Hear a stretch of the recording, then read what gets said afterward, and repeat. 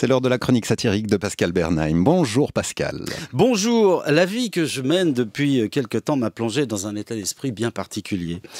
J'ose à peine évoquer ma vie professionnelle qui se résume maintenant à peu de choses. L'écriture d'un interminable feuilleton radiophonique. Les aventures de Louis XVII.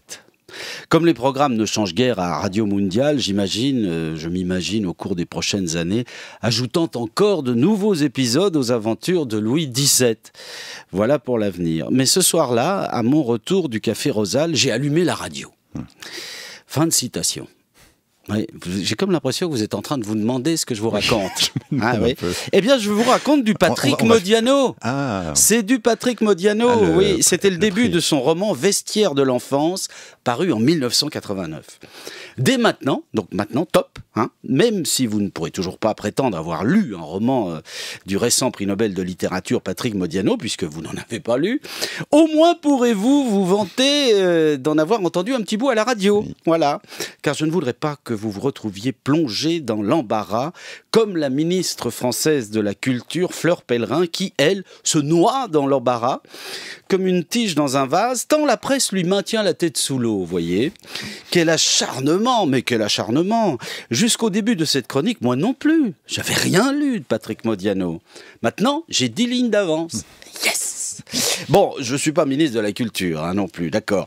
Mais franchement, est-ce qu'on clouerait au pilori le ministre de la Santé sous prétexte qu'il n'aurait pas attrapé toutes les maladies recensées par l'OMS? Oh, c'est pas la même chose. Ah bah si, quand même, parce que oui, à croire que tout le monde a lu Modiano comme tout le monde chope la grippe.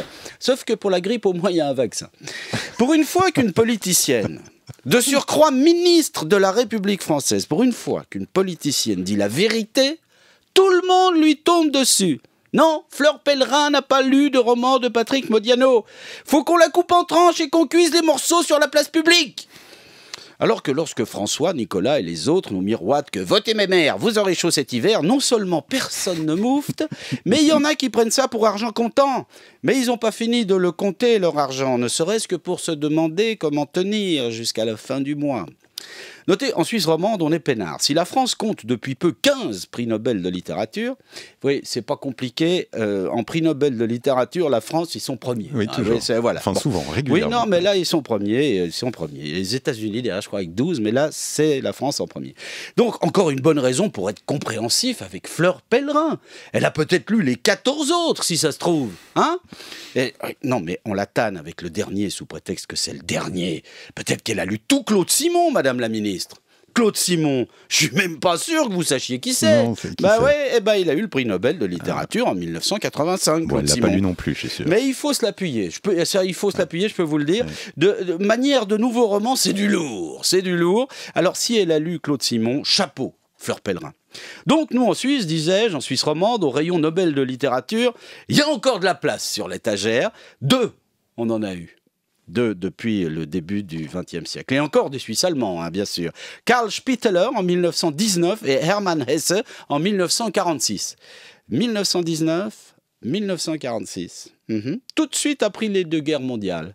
On est neutre, ça vexe personne. Comme ça, on est peinard. Vivement la 3e, qu'on puisse récompenser Joël Dicker après. Oui, parce qu'au moins, comme ça, notre ministre de la Culture aura lu le bouquin. D'abord parce que tout le monde l'a lu. Et ensuite parce que même après la 3e guerre mondiale, Joël Dicker, il n'aura pas fini d'écrire le prochain. Et Modiano, à propos de Modiano, est-ce qu'on lui a demandé s'il avait lu du Fleur Pellerin?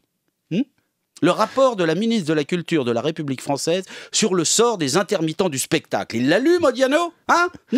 Non, bien sûr que non. Il l'a pas lu. Mais on va pas lui jeter la pierre, il n'est pas le seul. Parce que le rapport de Fleur Pellerin sur les intermittents du spectacle, c'est comme le prochain Joël Dicker, on l'attend toujours. Mais ça, tout le monde s'en fout.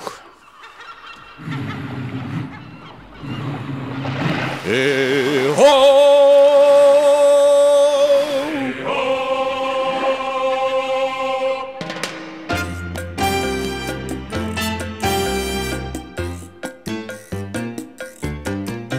New York.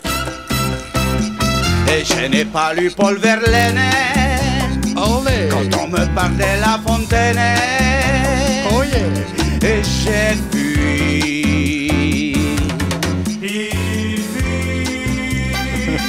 pas lu Claudel Minerval. à peine le dernier concours, même pas les pensées de Pascal. Eh, Welbeck alors bonjour. Bonjour. Mais Modiano,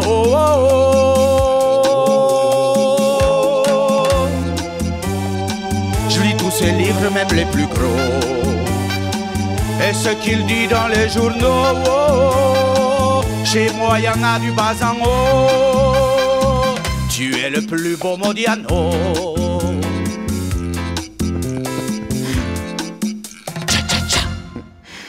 Bravo Pascal. Alors on n'a pas, je suis pas convaincu qu'on vous lise. Par contre, on n'a pas fini de vous entendre. Hein. On se réjouit déjà j'aimerais bien qu'on me du lise rendez-vous de la aussi. semaine prochaine. Ah bon, qu'est-ce que vous avez écrit? Bah rien justement. Ah bah voilà, c'est ça le problème. Ouais. Bon, on peut vous voir aussi. Hein. Oui. Ça, c'est une grande consolation en se rendant sur. Alors Mais je suis ça, d'accord, c'est vous vrai, qui le dites. C'est vrai, Hein. peut-être pas.